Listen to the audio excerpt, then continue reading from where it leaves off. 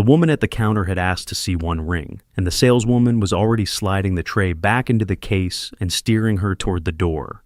That particular piece is very special. Perhaps something more in your range? Honestly, I think you'd be more comfortable somewhere else. She'd come in a few minutes earlier and asked to see the ring in the center of the case, the showpiece under the brightest light. A black woman, elegantly but quietly dressed. No logos, no flash. To Celeste Warren, the senior saleswoman, that could only mean one thing: someone who could never afford it, there to waste her afternoon. So, she wouldn't take it out of the case. She was wrong. She was about to be more wrong than she'd been in 20 years behind that counter. Because the woman she refused to show the ring to didn't just belong in that boutique. She owned the brand.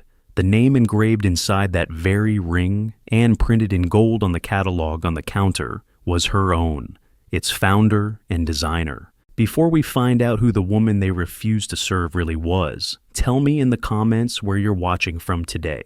Please leave a like, subscribe to the channel, and let's dive back into the story. Her name was Adaeze Okonkwo, Ada to everyone who knew her, and she was 47 years old, and the ring under the brightest light in that case was one she had designed with her own 2 hands.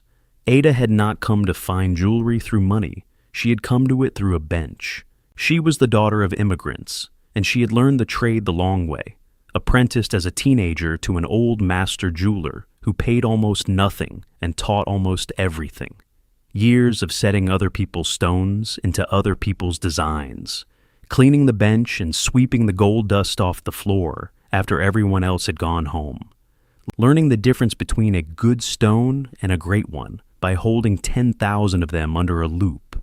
The old master's name was Herr Brandt, a refugee jeweler with enormous patience and almost no praise in him, and he had taught Ada 2 things she carried the rest of her life. The first was technical, how to see. He would put 2 diamonds in front of her that looked identical to anyone else and make her find, under the loupe, the tiny difference that made one worth 3 times the other. And he would not let her leave the bench until she found it. And in this way, he gave her an eye that no amount of money could buy. The second thing he taught her was about the mark. Every serious maker, he told her, strikes his initials inside the band, small, where the wearer will never see it, not for the customer, but for himself, as a promise that he stands behind what leaves his hands. The day Ada finished her first piece good enough to sell, Herr Brandt had handed her a tiny steel punch with her own initials on it and said, in his flat way, that a mark is a spine, and that once she struck it into gold, she was never again allowed to make anything she would be ashamed to have found there. She had struck AO into that first ring with her heart going hard. She had struck it into every piece since. It was the same mark now sitting, unnoticed, inside the ring Celeste Warren would not take out of the case. She had an eye that could not be taught and a patience that could, and slowly, at night, on her own time, she had begun to make her own pieces. Spare, architectural, unmistakable, jewelry that looked like nothing else in the cases because it came from somewhere no one else had been. People noticed. A small shop took a few, then a bigger one. And over 20 years, out of a rented bench and a stubborn refusal to make a single thing she did not love, Adaeze Okonkwo had built a jewelry house that carried her name and was sold in the finest boutiques in the world, including the very boutique whose senior saleswoman was now steering her toward the door. She built it on one conviction she repeated to every person the house ever hired, in a line that had become almost a company motto, that a person's worth cannot be read off their clothes, and that the moment you begin deciding who deserves to be shown a beautiful thing, you have stopped being a jeweler and started being a bouncer. She believed it because she had lived the other side of it. She had been, more times than she could count, the woman nobody rushed to help. There was the buyer at a trade show who had handed her his empty coat, assuming she was staff. There was the launch of her own first real collection, at which a guest had asked her kindly to bring him more champagne, and she had done it rather than make a scene at her own party. There was the security guard who had once followed her, discreetly through a department store that, unknown to him, was at that moment selling her work in its front window. She had swallowed all of it, because the work mattered to her more than the credit, and because a woman who stops to correct every one of those moments never gets the ring finished. But she had promised herself, somewhere along the way, that when the name over the door was finally her own, she would use whatever that name was worth to make certain the next woman at the bench and the next woman at the counter did not have to swallow quite so much. Every so often, quietly, Ada visited the boutiques that carried her work, unannounced, to see how her pieces were being shown, whether they were lit right, placed right, sold with the care she had put into making them. She thought of it privately as visiting her children in other people's houses. She had spent a year, sometimes two, on a single design. She knew the weight of every stone and the exact temperature of the light each piece wanted, and it mattered to her, in a way she couldn't fully explain to her own board, how those pieces were treated once they left her hands. So, she would dress the way she always dressed on her own time, beautifully made, but without a single label announcing who she was, and walk into a boutique like an ordinary customer, and watch. Most visits reassured her. Most of the people who sold her work did it with real knowledge and real warmth, and she left those shops proud.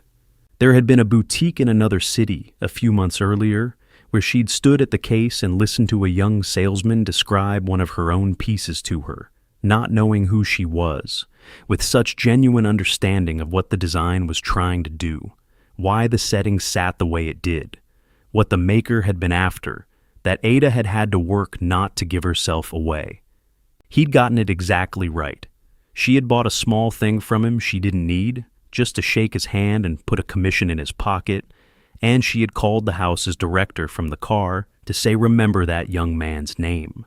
That was what the visits were for, not to catch people failing, to find the ones who understood, the ones who treated a stranger at the case like a guest at their table, and to make sure the house lifted them up. She had walked into the flagship that afternoon, expecting more or less another version of that good feeling. She did not get one. That mattered. She had built the house on care, and mostly the care survived all the way to the counter. That afternoon, she had walked into one of the chain's flagship boutiques.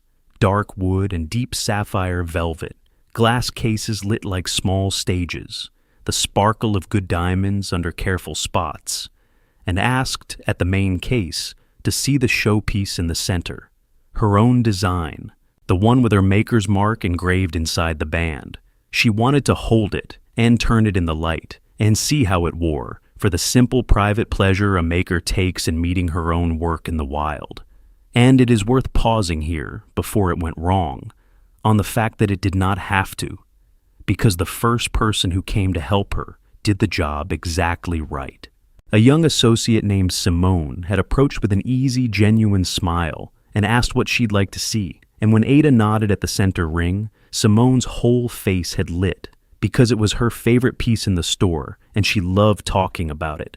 She had started to reach for the key. She had no more checked Ada's clothes, or her face, or her right to be there, than she would have checked the weather. She simply saw a woman admiring a beautiful ring and moved to show it to her, which is the entire job. And that is exactly when Celeste Warren came over from the far counter, saw a black woman standing at the best case in the store, and put her hand out to stop the tray before it ever came up.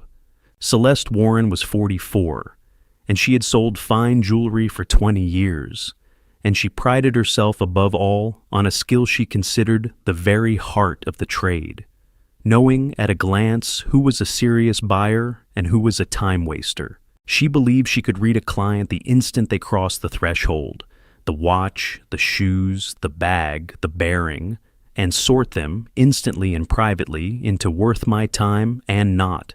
It was, she would have told you, simple professionalism. You could not pull a $100,000 ring out of the case for everyone who wandered in to admire the sparkle.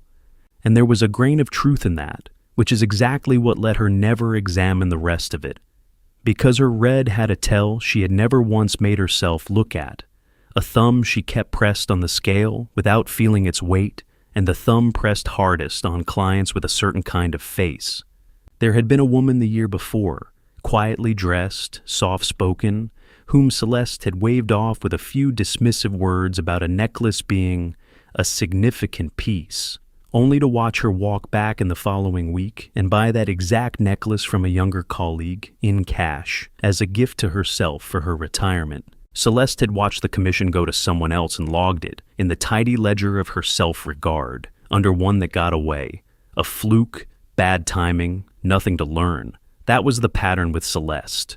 Every time the instinct cost her, the memory quietly refiled the loss as chance, and the instinct strolled away untouched, immaculate, ready to be just as certain the next afternoon. An instinct that flatters you is the single hardest thing in the world to make a person question. So, when Celeste glanced over from the far counter and saw a black woman standing at the center case, the best case, the showpiece case, with young Simone already reaching for the key, her whole private apparatus lit up at once. Not a buyer, not for that piece. Someone who wanted to try on a fantasy she could never own, and who would smudge the glass and waste an afternoon, and, worst of all in Celeste's mind, be standing at the good case looking like she belonged there when a real client walked in. She crossed the floor briskly and she put her manicured hand flat on the tray before Simone could lift it, and she prepared to walk the most important person in the building back out onto the street. "I'd still like to see it," Ada said calmly. "The center ring, just to hold it if I may." "I really don't think that will be necessary." Celeste's smile was the professional kind that does not reach the eyes. "That piece is one of a kind. The price is..." And she named the number slowly, spacing the words the way you'd spell something out for a child. "Well, it's the sort of thing we usually show by appointment to established clients. I'd hate for you to feel out of place." "I won't feel out of place." Ada's voice stayed perfectly even. "I've spent a great deal of time around rings like that one. Please, take it out. Let me hold it." "I'm going to have to say no." The politeness had gone cool now, and Simone, beside her, had frozen with the key still in her hand, her eyes moving between the two women. "We don't remove pieces at that level for browsing. If you're serious, you're welcome to leave your details and someone will be in touch. Otherwise..." And here Celeste made a small, delicate gesture toward the door, the gesture you'd use to shoo a bird off a table. "We do have other clients to attend to this afternoon." There it was, the refusal dressed as discretion, the certainty that a black woman asking to see an expensive ring could only be pretending, wrapped up in the soft language of a luxury boutique so that it could always later be called a misunderstanding. Ada had met it in 100 forms on both sides of the counter, and she recognized every thread of it. She did not raise her voice because she had learned, over 47 years, exactly how a raised voice from a woman who looked like her would be received in a room like this one. And I want to name what she was feeling behind that calm because from the outside it looked like nothing. A composed woman declining to be flustered, and inside it was something much older and much heavier. Because standing there, being told by a stranger that a ring was too fine for her to so much as hold, Ada was 19 again, at the bench, invisible. She was at her own launch handing a man a glass of champagne he'd assumed she was there to fetch. She was in the department store with a guard drifting a few steps behind her, while her own work glittered in the front window. That is the part people who have never felt it do not understand. It is never only the insult in front of you. Each one reaches back and touches every other one, and for a moment you are every age you have ever been, while someone decided you were less. Ada felt all of it and kept her hands still on the edge of the counter and her voice level because she had decided long ago that her composure was the one thing a woman like Celeste could never take from her, and she was not going to hand it over now. "You've decided you know what I can afford," Ada said, and she said it almost gently, which made it land harder than heat would have. "You've decided it without running a card, without asking a question, without so much as taking the ring out of the case. All I'm asking is that you let me hold a piece of jewelry. If you do that and I can't buy it, you've lost 4 minutes. Why is 4 minutes too much to spend before you decide who I am?" Celeste did not have an answer to that, not an honest one. So she reached instead for the thing people reach for when they have run out of reasons and will not give up the conclusion. "I'm going to ask you one more time to move along," she said, before I have to call someone to help you find the door." "You could settle this in 30 seconds, Ada said, still level. "Run my card for a deposit on the ring. If it declines, I'll walk out that door myself, and you'll never see me again. If it clears, you take the ring out and let me hold it. That's the whole arrangement. You don't even have to be pleasant about it." It was on its face an offer no salesperson refuses, a customer volunteering to prove she can pay, and Celeste refused it. "We don't run cards to justify browsing," she said, which was not a policy so much as a wall, and everyone within earshot understood that it was a wall, because a woman genuinely worried about a fraudulent card would have leapt at the chance to test one. Celeste didn't want the test. She wanted the conclusion. The card might have told her she was wrong, and being right about the woman in front of her had become, somewhere in the last 10 minutes, more important to her than making a $100,000 sale. She offered to pay a deposit, the older client at the watch case said, quietly to no one and to everyone. "And you won't even let her." Let me stop here and tell you what Celeste Warren did not know, because it turns this from an ugly slight into something far larger. The ring she refused to take out of the case was Ada's own design, and engraved inside the band, small, where only a jeweler would think to look, was the maker's mark of the house, the initials A.O., struck into the gold by Ada herself on the original, and reproduced on every piece the house made. The catalog lying open on the counter between them, glossy and gold embossed, had Adaeze Okonkwo's name on the spine and her photograph on the second page, beside a short letter headed, "From the Founder," that Celeste had flipped past 1,000 times without reading. The very name over the boutique's door, the brand Celeste spoke with such reverence to the clients she deemed worthy, was this woman's name. And the boutique's own director had spent the past 2 weeks trying to arrange, through the house's office, a visit from its famously private founder, and would have given a great deal to know that she was, at that moment, standing at counter 3 being told she'd be more comfortable elsewhere. Every proof was in the room. One of them was engraved inside the ring Celeste would not touch. One was printed in the catalog at her own elbow, and she was gesturing toward the door. Now, here is the part worth sitting with, because Ada made a choice, and she made it deliberately. She had a card in her bag, a plain one, with her name and the word Founder, the card that would have turned Celeste Warren to chalk on the spot. She chose not to produce it, not out of pride, and not to spring a trap. She chose it because she understood something most people never get the chance to test, that the triumphant reveal teaches the Celestes of the world nothing at all. If she flashed the Founder's card now and watched the woman crumble, Celeste would learn exactly one lesson, that she'd had the bad luck to wave off the wrong black woman this time. She would apologize the way people apologize for getting caught, and the instinct that had put a hand flat on that tray would go home and sleep soundly and reach for the next tray just as fast the next afternoon, aimed at the next quietly dressed woman who could not produce a portrait to prove her wrong. Ada did not want to teach Celeste Warren that she'd misjudged a VIP. She wanted to see, and some watchful part of her wanted the boutique's cameras to see, exactly how far this woman would take it against someone she was completely certain was nobody. Because that was the true measure of Celeste, and of the beautiful boutique with Ada's name over the door, and of whether the thing she'd built the whole house on had survived the trip out to the sales floor. If you have ever been sized up and quietly moved along, somewhere you had every right to be, then you already know the exact weight of this moment. So, if it's landing, take a second and hit that like button. It genuinely helps carry this story to the next person who's lived it. And stay with me, because the boutique's director is about to come onto the floor, and Celeste Warren's afternoon is about to end. The young associate frozen at the case with the key still in her hand was named Simone, and she is not a minor part of this. Simone was 23, 8 months into her first job in fine jewelry. The job she had wanted since she was a girl, pressing her nose to boutique windows. The one she had gone into debt for a gemology certificate to get. And she was black, and in 8 months, she had learned the unwritten curriculum of working for Celeste Warren. Keep an eye on certain clients. Don't waste the good pieces on browsers. You'll develop an eye for it, Celeste had told her, warmly, as though handing down a craft.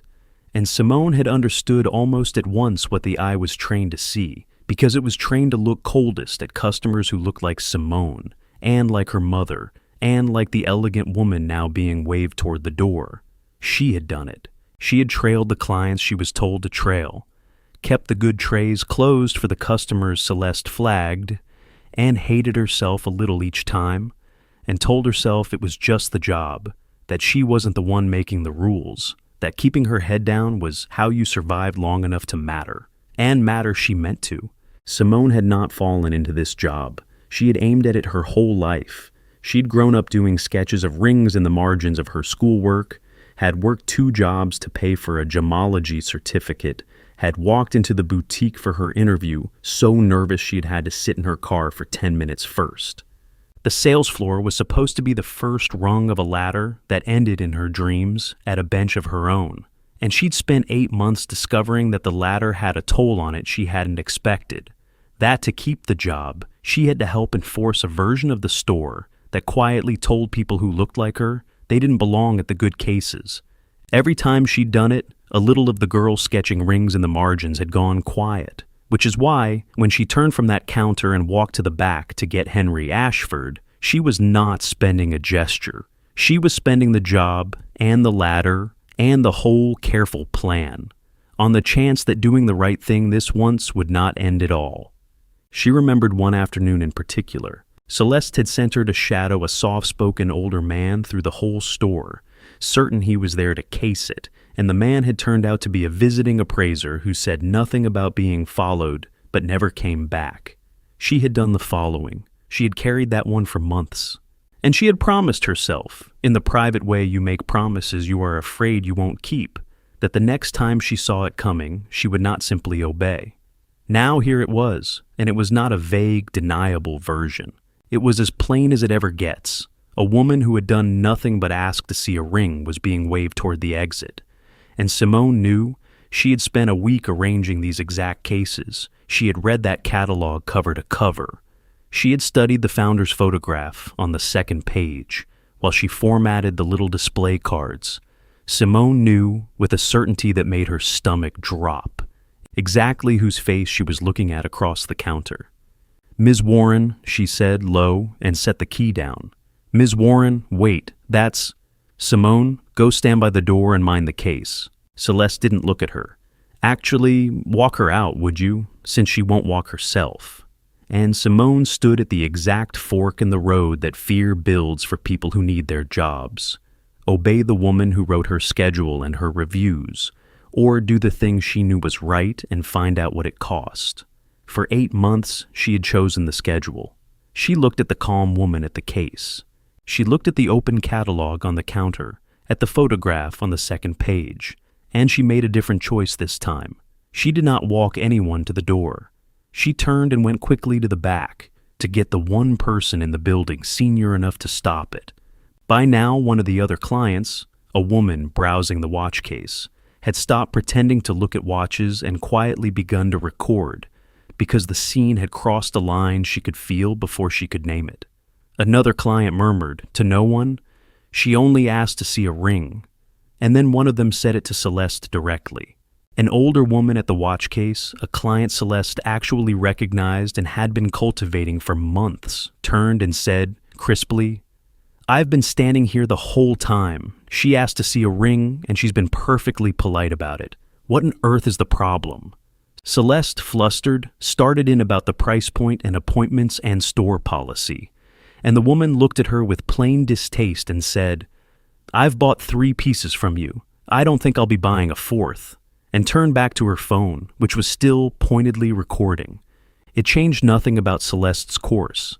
She had planted her flag and could not retreat from it now without admitting what she'd done. But it told Ada something, and it told the room something about exactly whose comfort Celeste had built her whole career around, and who she had never once thought to consider.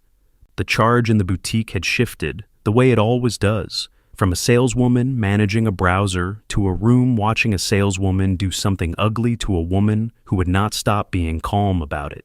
Celeste felt the eyes and mistook the discomfort for the tension of good service under pressure, when it was really a room full of strangers realizing, one by one, that they were on the wrong side of something.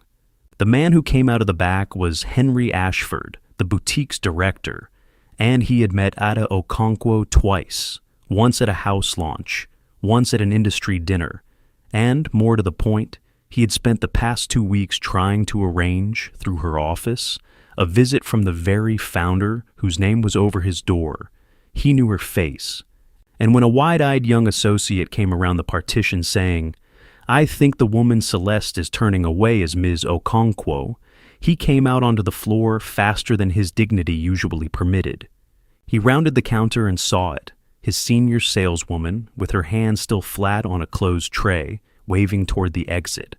And the woman she was waving at was the founder and designer of the entire house, standing at counter 3, being told she'd be more comfortable somewhere else. "Celeste," his voice was low and urgent. "Celeste, stop. Step back from the case." "Henry," Celeste turned, and her shoulders loosened with relief, because in her mind support had arrived. "I've got a browser at the center case who won't take no for an answer. I'm handling." "That is Adaeze Okonkwo." Each word was a small, precise blow. "That is the founder of this house. Her name is on the door. Her name is engraved inside the ring you just refused to take out of the case. It's the maker's mark. It's on every piece we sell. Her photograph is in the catalog open on your counter. You have spent the last 10 minutes telling the woman who designed everything in this room that she couldn't afford to look at it." And across the boutique, the young associate named Simone felt something come loose in her chest that she hadn't known was clenched because she had spent 8 months being told, in 100 small ways, that Celeste's read of who belonged was right, and her own doubts were something to swallow. And here, in front of everyone, in the space of 2 sentences, the 2 readings had traded places. If you have ever waited for the moment the truth finally arrives in a room that refused to see it, take 1 second and leave a like. It genuinely carries this story to the next person who's been the one nobody believed. And stay with me, because Celeste Warren is about to reach for the oldest excuse there is. And Adaeze Okonkwo is going to answer it with something far heavier than anger. For a moment, Celeste simply could not take it in. Her eyes dropped to the catalog open on her own counter, the one she had flipped past 1,000 times, and she really looked at the photograph on the second page beside the words, "From the founder," and then at the woman standing 3 feet away, and the 2 faces resolved into one.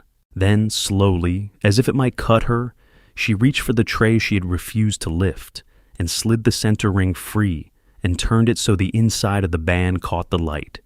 And there it was, the small struck initials, A.O., the maker's mark she handled 100 times a day, and had never once thought to connect to a human being who might walk through the door.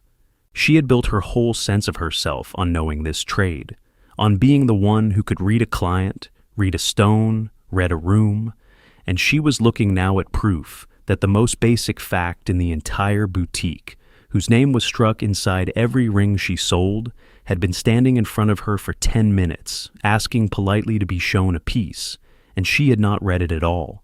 She had read the skin and stopped. Everything she called expertise had, at the one moment it was tested, amounted to a single lazy assumption dressed up in 20 years of confidence. Henry Ashford, beside her, said quietly, "Celeste, the name on the door, the name in the catalog, the name inside the ring. It's all the same name, and you were looking at her." And Celeste opened her mouth and found she had nothing at all to put in it, because there was nothing, no policy, no price point, no judgment, that survived contact with the small struck initials catching the light in her own hand. "Ms. Okonkwo," she said, and her voice had gone thin. There's been a terrible misunderstanding. I didn't recognize you. You didn't look. I didn't look like a woman who could own a diamond house." Ada finished the sentence for her, quietly, and the quiet was worse than any shout. "I know. I've heard some version of that my entire life, at the bench, in the buyer's rooms, at my own launches, where people handed me their coats. But I want to be precise with you, because that isn't actually what went wrong here. It doesn't matter that you failed to recognize the founder. What matters is that you looked at a woman asking to see a ring and decided, before she'd finished the sentence, that she was pretending, that she couldn't possibly be what she appeared to be, a person who wanted to look at something beautiful. You'd have done that to any woman who looked like me. That my initials happened to be inside the band is the least important thing about this afternoon. It's just the only part that's going to cost you. Ms. Okonkwo, please. Celeste's voice had climbed. 20 years I've given to this trade, a piece at that price. I have to use judgment, anyone in my position. Was it judgment? Ada asked, not cruelly, almost curious. Because judgment would have run a card, or asked a question, or simply taken the ring out and let me hold it and found out. You didn't use judgment. You used a conclusion you'd already reached the moment I walked in, and then you spent 10 minutes defending it rather than spend 4 minutes testing it.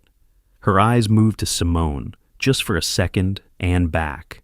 I don't think this was the first time you sent someone away from a case you decided wasn't for them.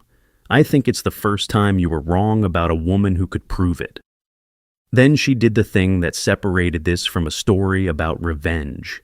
She turned to Henry Ashford and said, evenly, I'd like the floor cameras from this afternoon preserved, all of it. And I don't want anyone leaning on the young associate up Simone. She recognized me, and when Celeste wouldn't listen, she went to get you, at some risk to herself. I want that recorded exactly as it happened, helping her and not hurting her. She had built the whole house on the value of what her hands actually made, and she knew, better than anyone on that floor, how these afternoons usually ended when there was no footage. 2 versions of the story, a saleswoman's and a stranger's, and a quiet consensus that the saleswoman was probably right and the customer probably difficult. She was not preserving the cameras out of vengeance. She was preserving them because a documented wrong can be answered, and an undocumented one simply becomes your word against theirs. And Adaeze Okonkwo had spent a lifetime being the one whose word came second. And then, before any of the consequences began, Ada did the thing she had actually walked into the boutique to do. She picked up the ring. Henry had it in his hand, half offering it in an agony of apology, and Ada took it from him gently and turned it in the spotlight the way she had wanted to from the first minute, not as the wrong donor now, just as its maker, meeting her own work. She looked at the way the light moved through the center stone, the stone she had chosen. She felt the balance of the band on her finger, the balance she had argued about with her setters for a week. It was, she thought, a good ring. It had come out the way she'd meant it to. And she stood there for a quiet moment in the middle of the wreckage of the afternoon and let herself simply have the small private joy a maker takes in a thing well made, the joy Celeste Warren had spent 10 minutes trying to deny her and could not, in the end, actually take. That, more than the firing that was coming, was Ada's real answer. She had come to hold her own ring. She held it. Celeste Warren did not keep her job, and the way it ended was quiet, which is worse than loud. There was a meeting a few days later, and the boutique's own security footage played on a screen without commentary, while a few people watched it. Ada, Henry Ashford, someone from the house's legal side. They let it run. Celeste watched herself cross the floor and put her hand flat on the tray before it ever came up.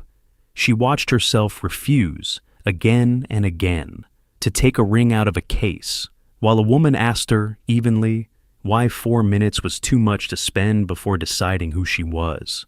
She watched herself wave toward the door.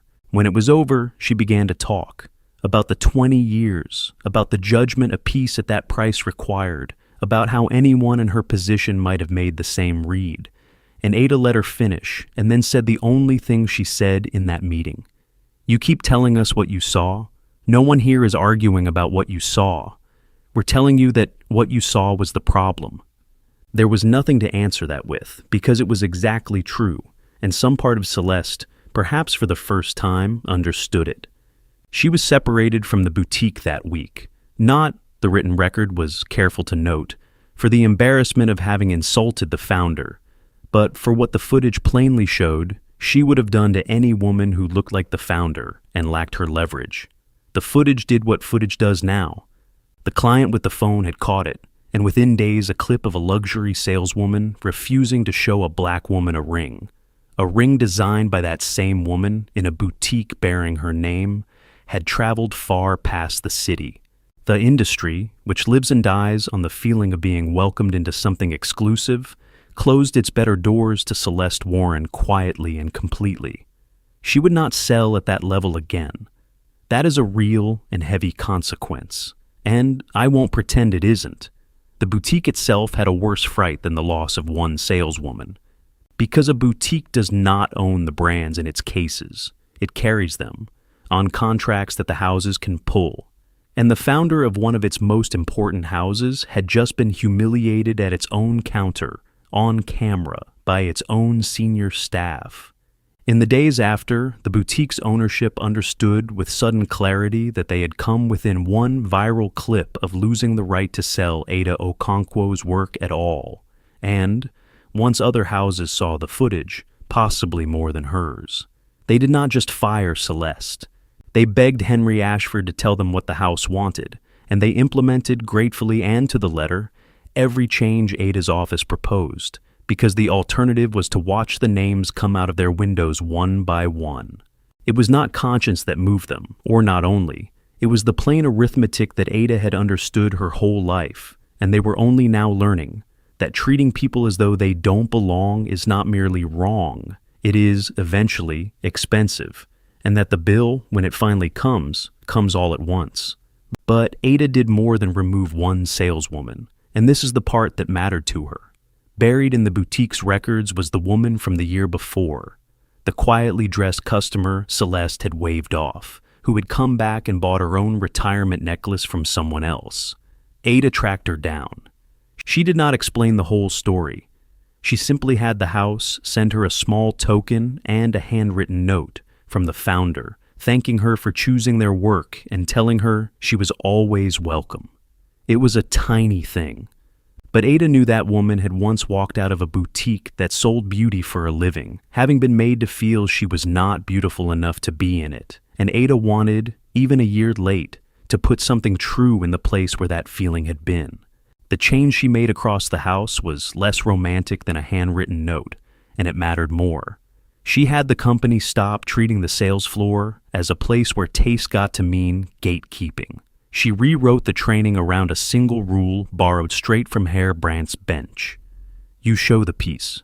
Whoever asks, however they look, you take it out and you put it in their hands and you tell them how it was made, because that is the job, and because you cannot know from a person's coat what they have saved or inherited or earned or dreamed of for 3 years. She built a quiet channel for associates to report the Celestes without staking their jobs on it. And she tied a piece of every boutique manager's review to a number nobody in the trade had ever bothered to track, not just what the floor sold, but who it turned away. You measure what you actually care about, she told her board. So, we are going to start measuring the people we lose at the door. And here is the uncomfortable part, because the story is a lie if I skip it. Celeste Warren got caught because she happened to wave off the one woman whose initials were inside the ring. Strip that accident away, and what's left is a saleswoman who was, by the trade's conventional measures, good at her job for 20 years. Where being good at her job quietly included deciding whose money was real and whose was pretend, and being rewarded with commissions for guessing right. For every Celeste who dismisses the founder and detonates her career on camera, there are 100 still working 100 counters, running the smaller, safer version on women who will never have a maker's mark to point to, who simply feel the cool of it and leave and never come back, and never say why. The camera found this one. The only question the story really leaves you with is how many it never finds.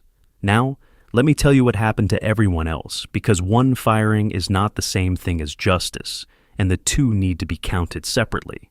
Simone did not lose her job. She got a very different one. Adaeze Okonkwo does not forget the person who does the right thing when it is expensive, and a 23-year-old associate who recognized her and, when her manager wouldn't listen, went to fetch the director, knowing exactly what it might cost her, was precisely that person. Ada sought her out before she left the boutique that afternoon. She didn't make a production of it. She simply took the young woman's hands in hers, a jeweler's habit, hands being where the whole trade lives, and said, "You saw who I was, and when Celeste wouldn't listen, you went for help, knowing what she could do to you for it. Do you understand how rare that is?" Simone started to say it was nothing, that anyone would have, and Ada stopped her, gently, the way a woman who once swept gold dust off a floor after hours learns to stop that sentence in someone else. "It was the whole thing," she said. "Everyone else on this floor found a reason to look away. You didn't. Don't ever let anyone tell you it was small." She learned that Simone had a gemology certificate and dreamed not of selling jewelry, but of making it. And within the year, Ada had moved her off the sales floor and onto the house's design and bench training program, learning the craft from the master jewelers Ada trusted, the same long road, from the bench up, that Ada herself had walked. It was not a fast road, and Ada made sure Simone understood that. There was no shortcut past the 10,000 stones under the loop, past the sweeping up and the setting of other people's designs, past the years. But it was the real road, the one that ended at a bench of her own, and it had been opened to a young woman who 8 months earlier had been quietly enforcing a store that would have moved her own mother along. A little over a year in, Simone finished her first piece good enough to show, a small spare ring, unmistakably her own hand and unmistakably taught by the house, and Ada came down to the bench to see it and turned it in the light the way Herr Brandt had once turned Simone's teacher's work, and found the one small thing that could be better, and told her, and then handed her a tiny steel punch with Simone's own initials on it. "A mark is a spine," Ada said, repeating the old man word for word across all those years. "Once you strike it, you never make anything you'd be ashamed to have found there." Simone struck her initials into the gold with her heart going hard, exactly as Ada once had. And the house gained a maker it had very nearly turned away at its own front counter. And Ada used the afternoon the way she used a flawed stone. She studied it for what it revealed. She ordered a review of how the house's pieces were being sold in every boutique that carried them, changed the training, and built a protected way for the Simones of the world to speak up without gambling their jobs on it. None of it made a headline. All of it changed, month over month, who felt welcome to stand at the good case. That, and not one firing, was the thing she had walked in unannounced to protect. There is one last picture I want to leave you with, from some months later. A woman came into that same boutique, quietly dressed, alone, the sort of woman the old floor would have sized up and gently moved along, and asked to see a significant piece, a ring for her own 30th anniversary that she had saved 3 years to buy. And the associate who met her did not check her clothes or her face. She pulled the tray and set the ring on the velvet and told the woman the story of how it was made, and let her hold it in the light for as long as she liked, and treated her, for that quarter of an hour, like the most important person in the world. That associate was Simone. She sold the ring, and she thought, though she didn't say it, of a founder's hands closing over hers and telling her it was the whole thing. That is what changed. Not that one saleswoman was fired, that the case opened. Ada thought, sometimes, that the maker's mark was the truest thing Herr Brandt had ever taught her, and not only about jewelry. Every serious piece carries, hidden inside the band where no one looks, the mark of the person who made it and stands behind it. You cannot see it from the outside. You have to take the thing in your hands and turn it to the light to find it. People are the same, she thought. The worth is struck somewhere on the inside, in a place a glance will never reach, and the only way to find it is to stop deciding from the surface and actually look. Celeste Warren had spent 20 years reading the outside of the band and calling it expertise. She had never once turned a person to the light. That, in the end, was the whole of what went wrong at that counter, and the whole of what Ada spent the rest of her career trying to fix in the house that bore her name. Let me leave you with the thing underneath all of it. Celeste Warren looked at a woman and saw someone who could never afford the ring because she was black and quietly dressed and standing at the best case in the store. And the woman had designed the ring and owned the house, and her initials were struck inside the band. That is the irony, and it is a sharp one, and it is why the story travels. But the irony is not the point, and I don't want you to leave thinking it is. The point is the thing Ada said, quietly, over her own catalog. That the real loss is not the founder who can summon a director, but the ordinary woman. The same glance turns away. The one who saved for 3 years and left believing she was not enough to be in a shop that sells beauty for a living. A world where you have to own the diamond house to be shown a ring has fixed nothing at all. It has only, once in a great while, by pure accident, aimed its contempt at someone whose name was on the door. So, let me ask you what I always ask, because your answers are the best part of doing this. Have you ever been sized up and quietly moved along, treated as though you couldn't possibly afford or belong somewhere you had every right to be, for no reason you could name but the obvious one? And what did you make of how Ada handled it? The calm, the offered chance to simply check, the saved footage, the choice to fix the whole house instead of savoring one firing? Would you have kept that composure? I'm honestly not sure I could. Tell me in the comments. I read every one of them. And if this story moved you, do the small things that carry it to the next person.